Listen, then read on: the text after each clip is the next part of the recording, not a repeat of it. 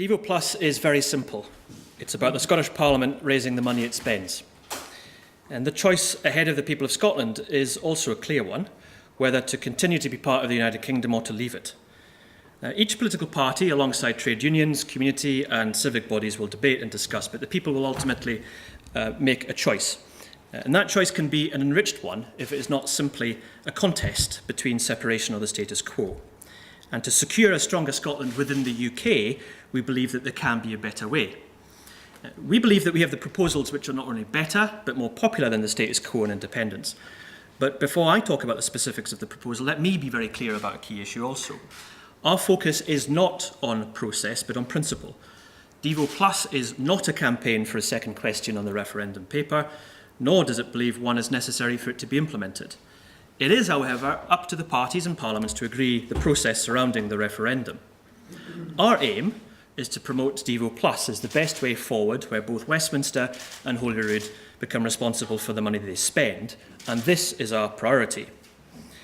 Reform Scotland published options on fiscal reform in 2008, and then last year proposals to enhance the powers of the Scottish Parliament over taxation and social welfare. These proposals built on foundations of debate that had taken place among and beyond political parties. They establish the basis of the group's discussions, but will not exclusively frame them. We will seek to inform the debate on our constitutional future, and will be publishing further research and information to bring together what we hope may become a consensus. This is not a party political issue. Politicians across the political spectrum have promoted the concept of increased powers for many years. In his Donald Dewar lecture of 2003, the former Presiding Officer, Sir David Steele, a Liberal Democrat, said, I quote, "Frankly, no self-respecting Parliament should expect to exist permanently on 100% handouts determined by another Parliament, nor should it be responsible for massive public expenditure without any responsibility for raising revenue in a manner accountable to its electorate." We agree with this. In 2004, I authored a paper arguing for fiscal federalism, a term to describe much greater tax-varying powers under devolution, with additional reforms to the way that the UK operates. Also in that year, Wendy Alexander from Labour wrote a foreword to a Fraser of Allender paper on fiscal federalism that called for specific proportions of revenue to be assigned to Scotland. In 2007, the new SNP government emphasised their case for full fiscal autonomy in a standalone document to support their national conversation. And the Calman Commission led to the Scotland Bill, which is being taken through Westminster by a Conservative-led coalition and will make a substantive shift towards more powers for the Scottish Parliament. The Devo Plus group and our approach that we launched today is therefore building on the work of politicians of all parties and non-party Reform Scotland and its analysis and research, which itself has been shaped and considered in the light of earlier proposals of reform going back a number of years. The proposal for Devo Plus, therefore, is a considered approach. It has weighed up the contributions since devolution in 1999 to propose what may be considered the best way for securing a stronger Scotland within the UK for the long term. It will use as the base point the Scotland Bill currently passing through Westminster, and will use much of the technical and operational work that is being done by the Scotland Office to build on, but crucially to go significantly further.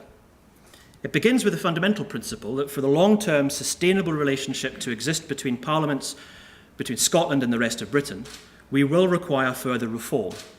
And the recent contributions from the Prime Minister, David Cameron, and former Labour Chancellor Alistair Darling, where they have stated they are open to this consideration, is to be welcomed. We believe that Devo Plus has the opportunity to provide the space for discussion within parties, between parties, and most importantly, outside political parties. And we wish to engage widely, share our experiences and views, our research and our approach. It is why the case for Devo Plus is to be made to the future of Scotland deliberations by civic groups, for example. It is why discussions have taken place among all major parties, and while the SNP will not agree with what we aim for, a stronger Scotland within the UK, Reform Scotland has met with the SNP and presented its case. If the referendum is to be held in 2014, this will be a long campaign, and for some it may be grinding. But it is also an opportunity to show how much people can agree, not disagree. We believe that we have the strongest case to bring all those together who believe that making the case for a stronger Scotland within the UK requires enhancing the powers of the Parliament, reforming the way that Westminster operates in relation to Scotland, and is short of independence. Now, our approach is one that is looked at and learnt from other countries, but points not to one individual nation or solution to follow. Simply, there is no easy international model. A bespoke Scottish and UK approach is considered best. It is tailored for our own approach to the constitution and fiscal system that marries the social and economic union that some are calling the family of the UK. However, the UK is currently, as Ben said, one of the most fiscally centralised nations on earth. Looking at OECD research, of the 30 countries studied by them, the UK was the largest, most centralised.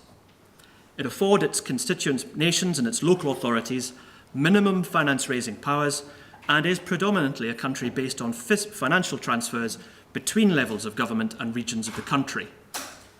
Now, these forms of equalisation can have merits, providing a solid and stable base for welfare state, for example. It allows for broadly the same level of spending across areas, even where revenue raised in that area is less than is spent. And it can also allow for support for parts of the country disproportionately affected by economic downturn. Now, while Reform Scotland argued for the abolition of the Barnett formula in its proposals, this group will consider whether there is a need to replace the Barnett formula with a more federal-like system of equalisation support. But the current system based on financial transfers is ill-suited to adjust to the other element crucial in a modern 21st century country, local decision-making. It doesn't afford proper accountability for decisions made at a more regional or parliament level, as in Scotland. And the principle behind devolution was to make decision-making as close to the people as possible and as practicable. But currently it is done without sufficient devolved accountability and responsibility for how those decisions are paid for. Now, maintaining the stability and equity of the UK is important, but ensuring that the Scottish Parliament is politically accountable for raising as much as possible of the money that it spends is the approach best suited for the future and is equally important. This means a shift from being almost wholly grant dependent. Continuing the dependency on grants from Westminster continues what is termed as moral hazard. In other words, if Holyrood is permanently not responsible for raising its funding, there will never be any real incentive for it to improve the tax base in Scotland, as it will not gain from the improvement. Similarly, there would be no negative consequences to bad decisions made in Holyrood that damage the tax base. If there is no financial risk and reward system, it creates a permanent and negative impact. And grant dependency also creates a permanent incentive always to seek political reasons why grants should be increased, and can create artificial debate as to the revenue raised and the spending choices made. This is the core of the devolution plus approach, the principle that for each level of government there should be broadly financial powers that match the legislative and spending powers. Now, it's worth stressing at this stage, this is fundamentally different from what has been termed Devo Max. As outlined by the SNP, as we understand it, Devo Max would create a system where all revenue in Scotland is raised by the Scottish Parliament, and then Westminster has provided funds for UK services and responsibilities.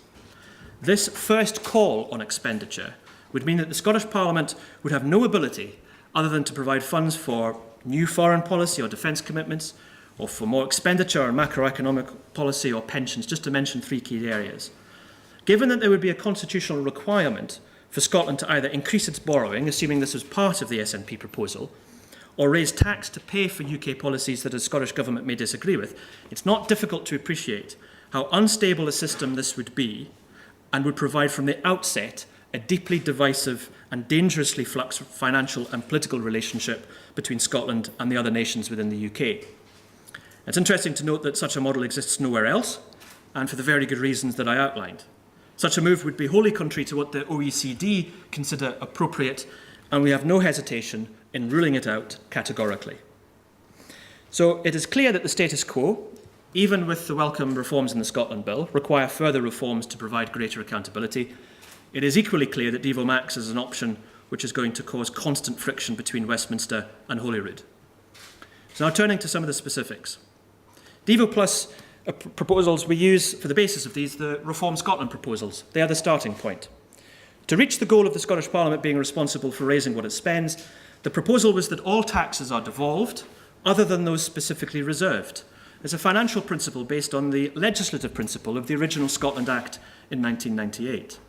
Reserve taxes would include VAT and national insurance, because VAT cannot be varied within EU member states, and NI contributions are contributory payments towards the national pension and some benefits that are reserved. And this means that our starting point of discussion will allow the members of the group, who will obviously be discussing these proposals and will bring their own views and perspectives on them. Because it means, for example, similarly, the devolution of all income tax, corporation tax, geographical share of oil revenue and other taxes. Now, the goal is, as far as possible, match the spending of the Parliament with the power that it has to raise the money. The group has an open mind to the devolution of other legislative powers to Holyrood, and we know that other parties and others are debating this also. And the group recognises, for our proposals to be implemented, the way that the UK works needs to change also. No longer, for example, would the Scottish budget be treated like any other departmental budget of the UK government. With our proposals, we would see a reasoned and reasonable change in the powers of the Scottish Parliament and the accountability of the Parliament to the people of Scotland. And with Devo Plus, therefore, we move to a situation where the Scottish Parliament is predominantly responsible for raising the revenue that it spends. Now, if we just look at an example of the current tax that's raised in Scotland of £48.1 billion, and the overall spend by all levels of government, including Westminster, Holyrood and local government, of £59 billion, we see that there is effectively a Scottish structural deficit of that £11 billion. Now, I want to highlight the current devolved spending of Holyrood that stands at £35 billion. And this is an illustration of the powers that the Parliament can have under the different models with regards to the authority of raising that as a share of its own spending. And we see that in the unitary state prior to devolution, this was all UK. We see that under the current situation, effectively local government, council tax and rates, this represents Holyrood having authority over raising 11% of its budget. With the Scotland Bill proposals, this goes up to 24%, but with our devolution plus proposals as outlined, this can take up the power to 88% of the Holyrood being responsible for raising its as a share of its own budget. Now, with the Devo Max proposals, that we understand them when they raise all the taxes, this creates serious, we believe, question marks over the handling of the deficit, and similarly with Independence Light and full separation. Similarly, the issues with regards to the deficit are not clear. Now, that's an illustration. You can see, therefore, that to take forward a long-term, mature and sensible relationship with the UK, Devo Plus is the most appropriate. It also places us very appropriately among the nations with a more decentralised constitution and makes the Scottish and UK parliaments accountable for the people of Scotland much more closely to the money that they spend. Now, while there are issues associated with the Reform Scotland proposal that the group will wish to examine, as I highlighted, the principle is clear that the Scottish Parliament services can be sustained and funded in a stable manner for the long term, but crucially with much greater accountability. And it addresses the inherent difficulties in our current system. Now, finally, it's clear, in my view, that a sizable number of people in Scotland are not looking for independence or the status quo, but for the best way for securing a stronger Scotland within the UK for the long term. Devo Plus will offer precisely that. It isn't a compromise solution, it is the best solution. It's the best way forward for Scotland, regardless of the independence referendum, and that is why we are launching our work today and will continue our campaign in the coming weeks and months.